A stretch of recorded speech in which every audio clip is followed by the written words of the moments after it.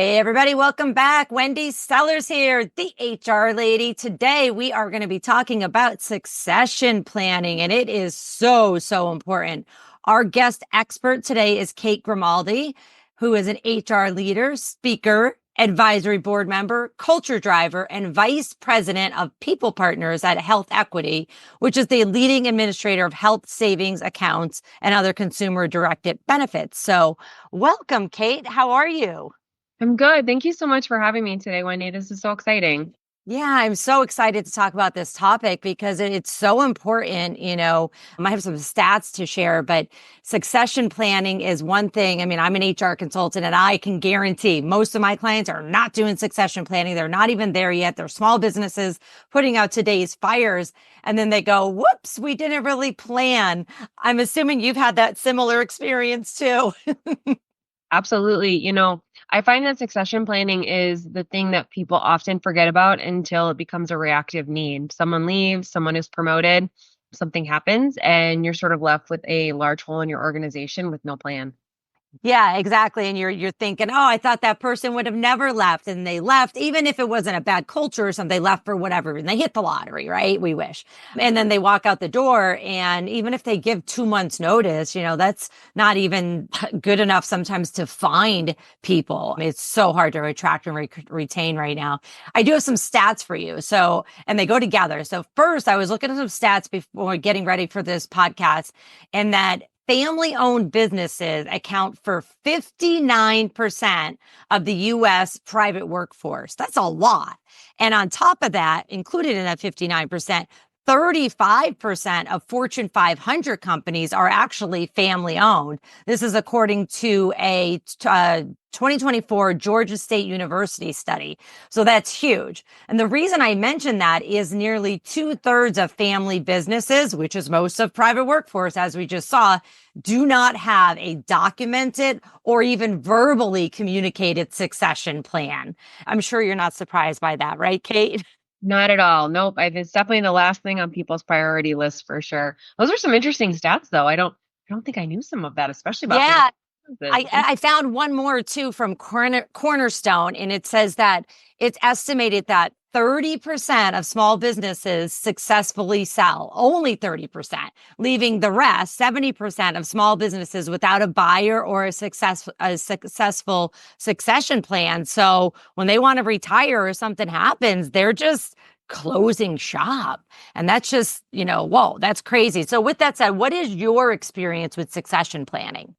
Yeah, great question. So I would say that my experience is vast. I have worked for very large retailers, some of the largest retailers in the country, where I have done, very high level succession planning. I've also worked for small businesses where, you only have a couple leaders. What I found one of the challenges in those small businesses, or to your point, in family owned businesses, is a lot of times there is an assumption that a family member is just going to step into the role. So whether it is a child or a niece, a nephew, a cousin, there's just an assumption that there's somebody coming along that's going to grow up one day and say, yes, I want to do this.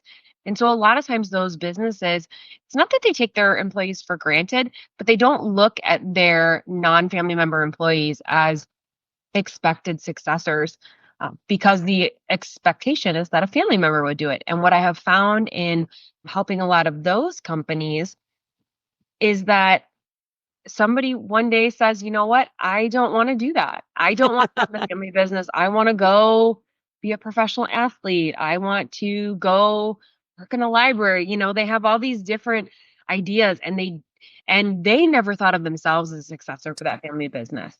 Yeah, 100%. I was going to ask you as well, like, what do you believe is the most common mistakes organizations make when it comes to succession plan? And I think you've already told us that they assumed that the family member was going to take over. But let's face it, regardless of the generation, but I would even say with, my generation, Generation X, as well as Generation Y, Generation Z, and all the other generations after, I think many people have woken up and said, you know what, running a business is hard. And maybe I want to be an independent contractor to many companies, but I don't want to run my own business. Or I want to be an independent contractor and run my own life, but I don't want to have employees. And as the HR lady, I could say, I don't blame you because having employees, first of all, having customers is hard. Having employees is even harder. So besides accidentally going, oops, we just assumed our kid was going to take this over. What's another common mistake organizations might make about succession planning?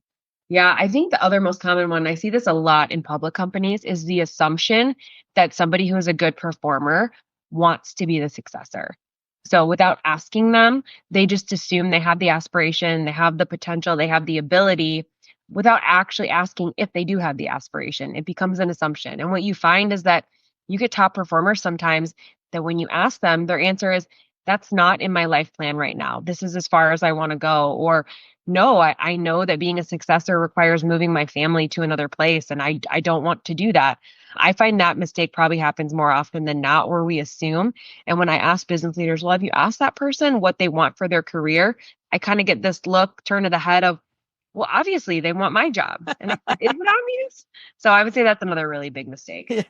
The word obvious and assumptions, I think we know what both of those means, because it's not obvious and you are making an assumption and you're going to get egg on your face in the end. So that's a very good advice there of saying, find out what your employees actually want. I don't know, talk to every single one of your employees about their career path and don't get offended that they don't want your job. Trust me, if you don't want your own job or you're complaining about it, they certainly don't want it after that as well.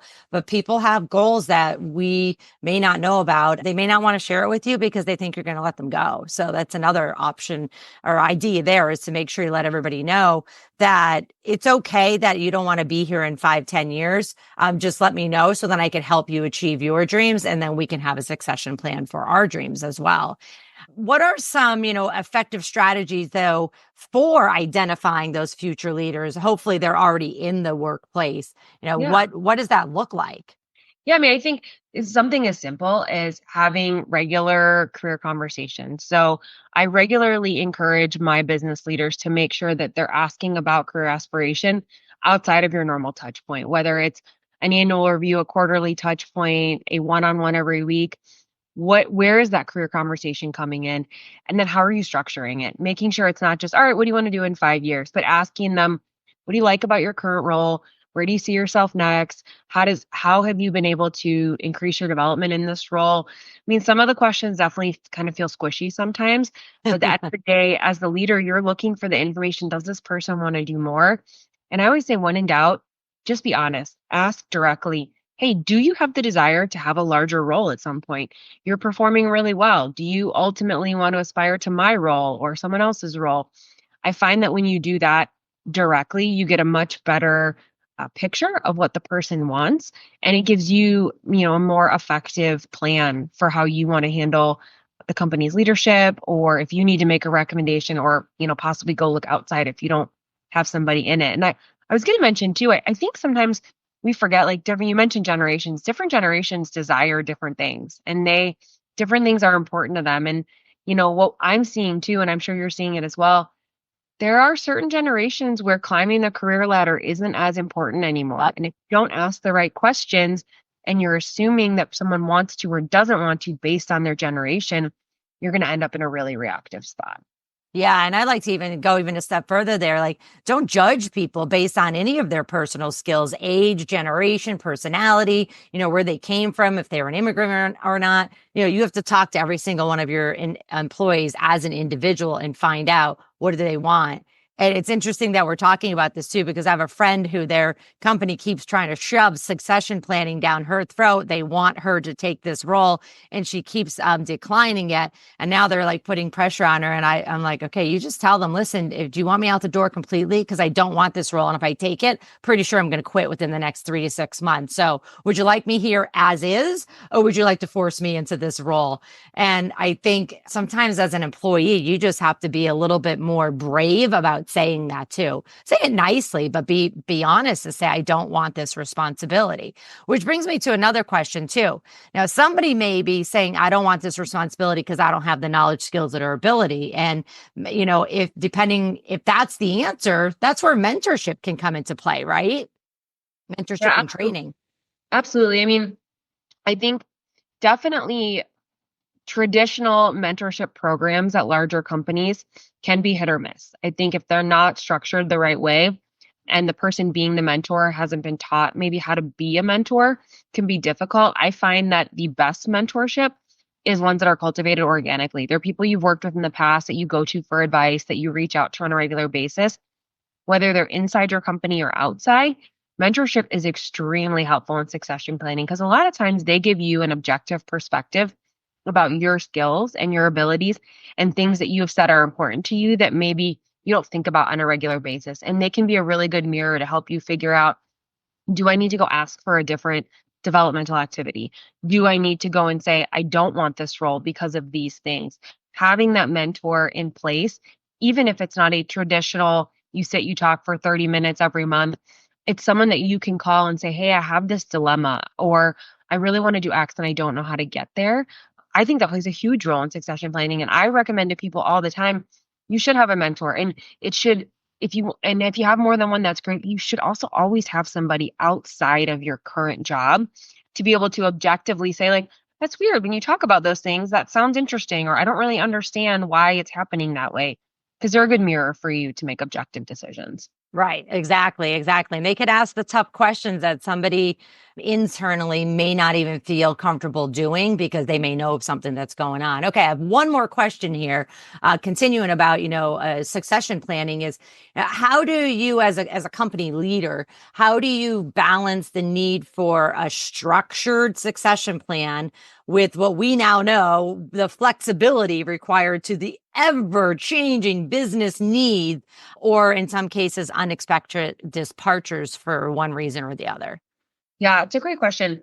For that, I usually recommend that if you have nothing else, you have a bench of people that you are clear, 2 to 3 people that can do 2 to 3 different either higher level or more complex roles that you think they could do at least 80% of the job. So in a emergency situation, I think this person could do 80% of this job.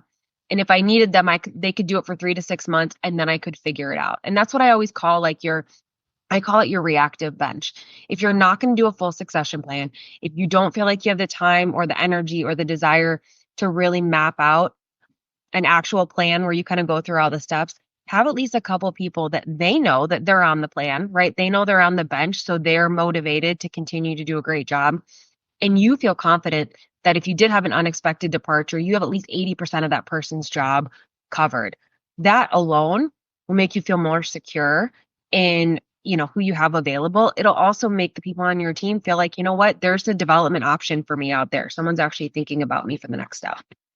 I love that. I love that 80% rule, 80-20 rule, right? Where you can say, all right, we don't have it all, but maybe we can train them for the rest. So as long as they know that, hey, you're in this slot and we're going to need you to be trained if you even want the job, first of all, but we're going to need you to be trained.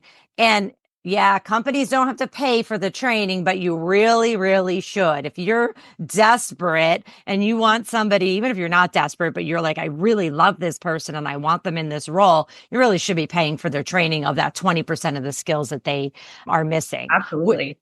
With that said, Kate, how can our listeners find you? I mean, definitely find me on LinkedIn. So feel free to reach out, connect. I post from time to time, depending on the busyness of my schedule. But that's probably the best way to contact me. I love networking with other HR people. I love knowing what people are doing. I love hearing about best practices, things they've tried and worked. At the end of the day, I think the HR community is actually a lot smaller than we probably wish it were. And we're all dealing with the same things. And by this time of year, we're all really tired. So you know what? Reach out, lend a helping hand. I'm always there, happy to listen and connect. Awesome. Well, thank you so much. And hey, everybody, if you do need some training for your staff, especially if they're going to become management now, I have recently announced an online training program. So you could just go to my website and look for the training shop. They're as cheap as $27. as short as 9 to 60 minutes. And it's all me all the time. I roll this out for small businesses who don't have the budget to hire an HR consultant or, attend a conference, for example. So they're awesome, awesome programs. If I do say so myself, just because they're affordable doesn't mean that they're not good. With that said, thanks everybody for coming. Take care and stay safe.